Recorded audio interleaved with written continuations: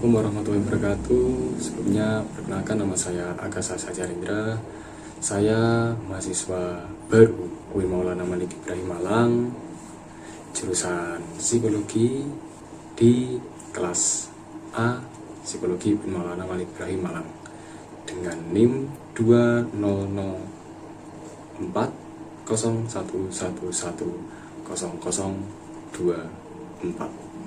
Video ini saya buat untuk memenuhi UTS Pancasila yang diampu oleh Bapak Abdul Latif Ansori MPDI dengan mengangkat tema apa itu peran Pancasila dan nasionalisme di lingkungan sekolah.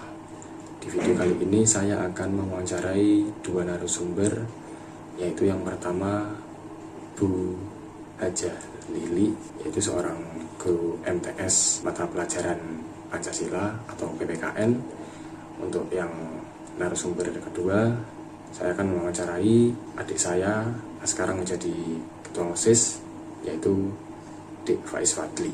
Mungkin sekian pembukaan dari saya, langsung saja kita ke sesi wawancara. Selamat menyaksikan dan terima kasih.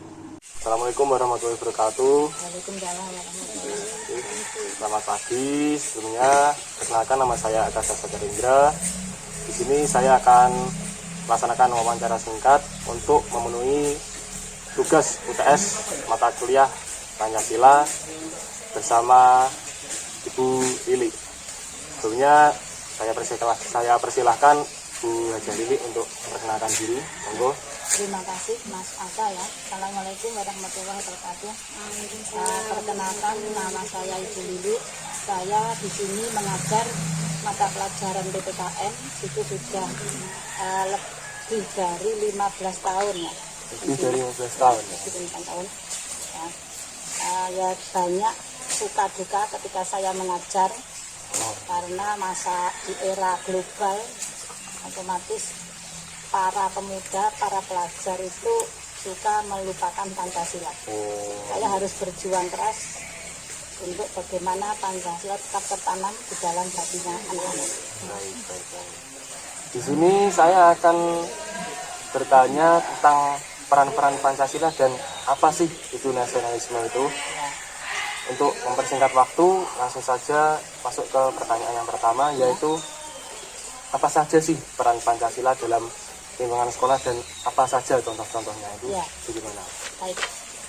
Peran Pancasila di dalam lingkungan sekolah utamanya karena Pancasila itu dijadikan pandangan hidup ya. Jadi kalau kita berbicara di lingkungan sekolah, otomatis yang kita bicarakan adalah anak-anak. Pancasila karena dijadikan pandangan itu, otomatis sila 1 sampai ke 5 itu harus tertanam pada diri siswa tersebut. Contoh sila pertama, contohnya di dalam sila pertama itu kan ketuhanan. Kalau istilahnya bahasa agama, hablum minallah, hablum minanas. Bagaimana anak-anak itu tidak melupakan hubungannya dengan Allah, juga tidak terlewatkan hubungan dengan sesama temannya. Di sini, di sekolah sini Mas Asa, karena ada di MTS ini ya, anak-anak itu kegiatannya untuk mengaplikasikan nilai-nilai Pancasila pada sila pertama. Contohnya sebelum pembelajaran diajak untuk membaca Al-Quran, kemudian sholat duha bersama, sholat berjamaah bersama, ada tahlil, ada kegiatan hari-hari peringatan hari-hari besar Islam dan sebagainya. Itu yang sila pertama. Kemudian penerapan sila kedua, kemanusiaan. Anak-anak diajarkan menjunjung tinggi nilai-nilai kemanusiaan. Contohnya adalah kalau anak-anak itu memanggil temannya yang kakak kelas, ya sebaiknya tidak istilah Jawanya jangkar gitu ya. Harus mbak atau kakak. Kalau di adik kelasnya harus dek begitu. Itu sudah mengaplikasikan nilai-nilai Pancasila sila kedua. Kemudian yang sila ketiga, contohnya adalah di sini setiap ada kegiatan itu ya gotong royong contohnya ya setiap misalkan Jumat bersih atau piket sekolah itu ada. Kemudian ada kalau ada kegiatan di sekolah tidak dilaksanakan satu kelompok misalnya guru-guru saja, siswa tidak. Harus semua sivitas akademik yang ada di MTS ini bersama-sama bagaimana MTS ini bisa unggul, bisa hebat, bermartabat tentunya ya kan. Nah, kemudian penerapan sila keempat, ya ini saya kasih tahu besok di sini tuh ada penerapan sila keempat.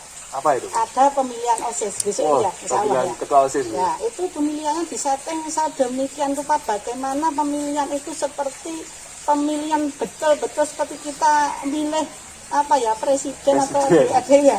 Iya. Itu. Besok insya Allah mudah-mudahan tidak ada halangan itu menerapkan sila keempat. Kemudian yang sila kelima yang kita terapkan di sini adalah ada yang namanya hidup hemat. Ya kan? Ada rajin menabung, ada bantuan. Di sini kan anak-anak yang miskin atau yang kurang mampu kan ada bantuan siswa miskin DSM, ya kan? Itu banyak ya.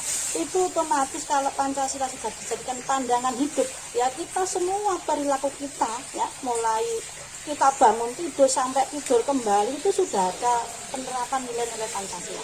Ya. Kemudian yang kedua, tadi pertanyaannya kan. Untuk yang pertanyaan kedua itu dari Pancasila kan tidak jauh dari nasionalisme. Ya, apa nasional? Apa itu nah, nasionalisme? Nasionalisme itu kan rasa cinta ya. Kalau kita bicarakan rasa cinta di sini tentunya ya cinta pada Pancasila, cinta pada bangsa dan negara. Dulu Presiden Soekarno itu pernah berkata demikian, berikan saya itu 10 pemuda, akan aku goncangkan dunia. Ya, itu artinya kan tulang punggung bangsa itu ada dalam pemuda itu.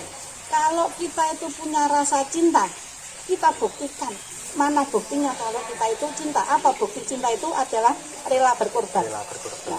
Kalau misalkan Mas Asa itu rajin sampai belajar sampai malam ya, tugasnya dikerjakan sampai sebagus itu salah satu bagian kecil dari rasa cinta pada negara. Begitu Mas ya.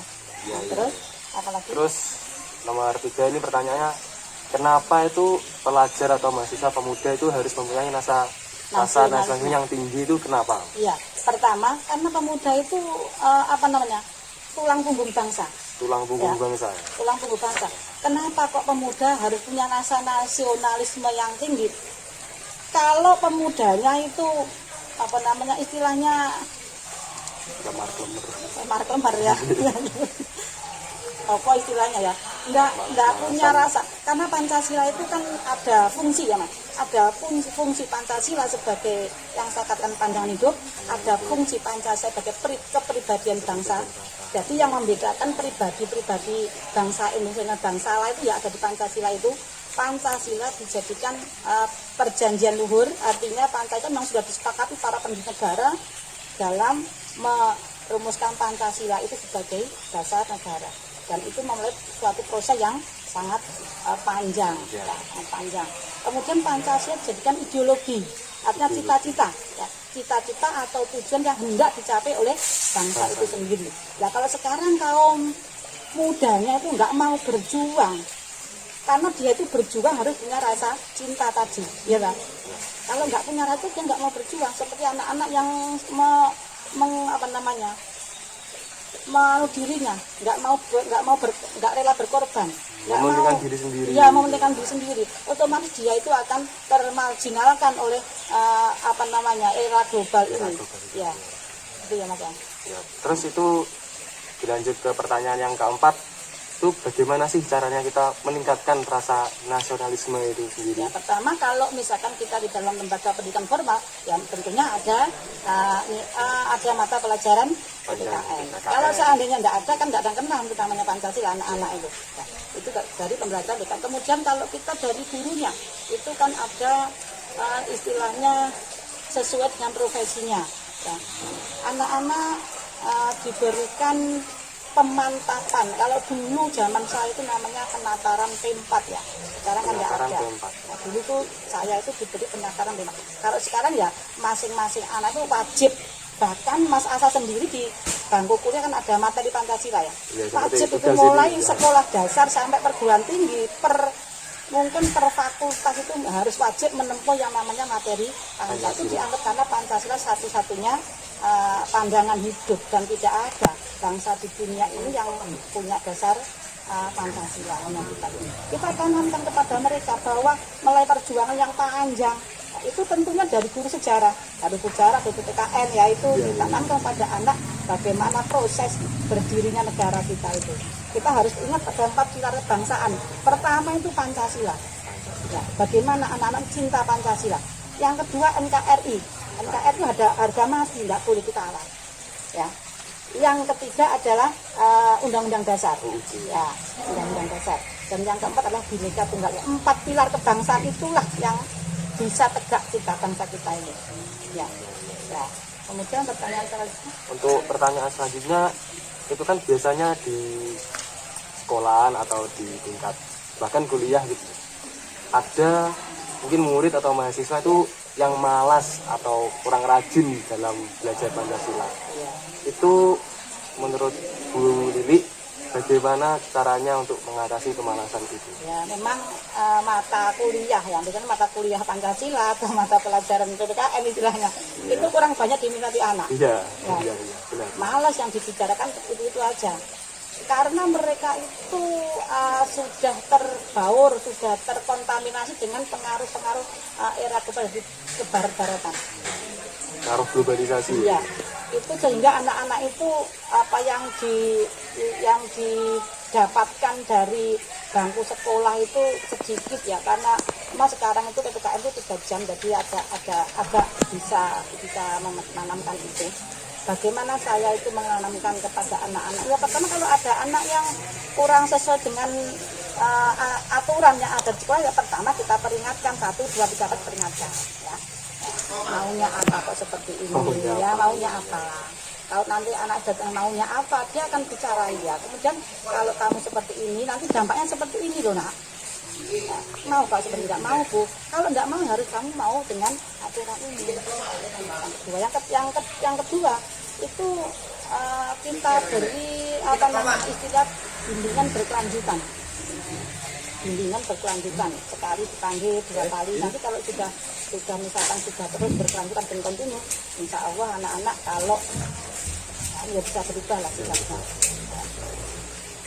Itu ya caranya menyikapi murid-murid yang agak Ya, bandel. enggak bandel, banyak di sini anak bandel. Terus ini untuk pertanyaan terakhir, Ya. anak Mungkas, itu apa harapan Belajar Lili untuk pelajar atau mahasiswa ke depannya? Ya, saya berharap begini, jangan berkata apa yang dapat diberikan negara kepadamu, tapi berkatalah apa yang dapat kamu berikan kepada negara. Ya.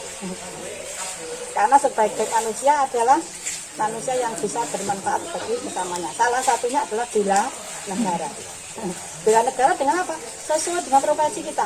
Kita sebagai pelajar, ya kita rajin belajar. Kita sebagai guru, kita mengajar. Ikhlas yang baik. Kita sebagai pedagang, dengan pedagang yang jujur. Jadi dokter ya jadi dokter yang apa namanya, mal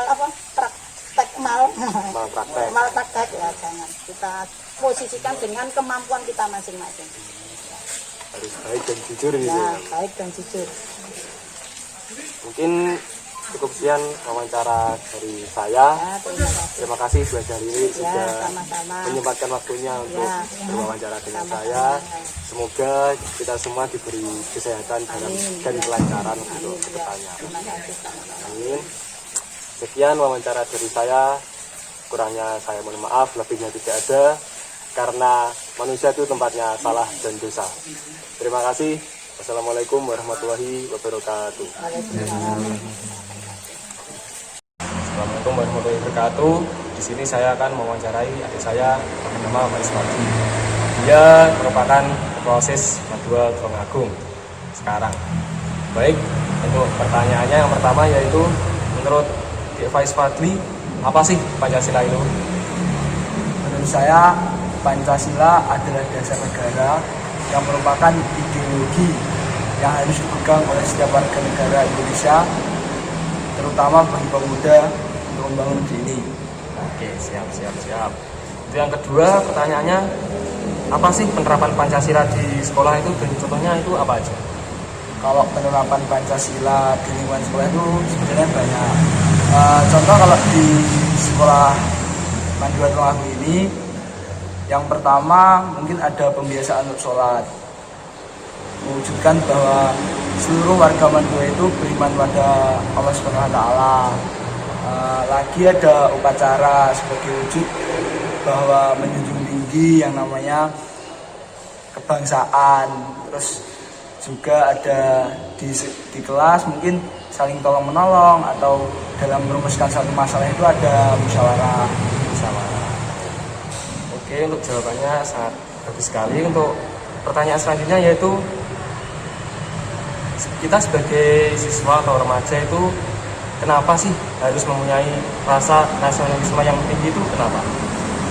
Karena kita sebagai pemuda atau remaja itu akan membangun negeri ini. Kita juga harus tahu apa saja yang kita butuhkan untuk membangun negeri ini kedepannya untuk lebih baik.